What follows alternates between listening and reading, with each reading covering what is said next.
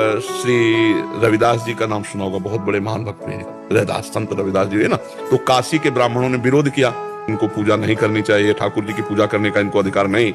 तो बादशाह अन्य धर्मावलंबी था, तुरंत बुलाए गए रविदास जी, ब्राह्मणों की ऐसे पंक्ति बैठी और उनसे कहा कि आप ठाकुर सेवा क्यों करते हो?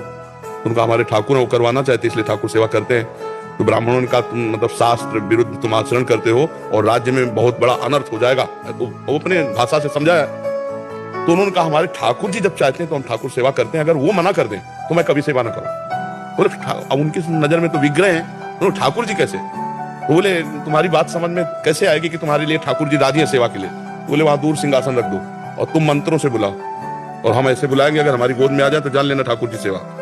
तो जो ठाकुर रविदास जी के थे वो सिंहासन में से दूर रखे गए, उन्होंने शुरू किया मंत्र, कुछ नहीं, और भाव में भरकर कहा प्रभु जे ही ऐसे कहा तो सिंहासन ऐसे जैसे उड़ के आए ना, छाती से लग कर तुम अन्यथा कर तुम भगवान।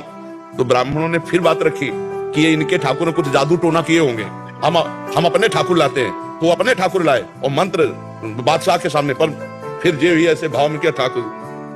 महान संत मन चंगा उन्हीं का सूत्र है। तो कठौती में सबरी जी के पास भगवान गए, सबरी जी की स्तुति की और वहां भगवान ने अपने श्रीमुख से कहा जाति पाति कुल कर्म धर्म का इसका में कोई संबंध नहीं, मानो एक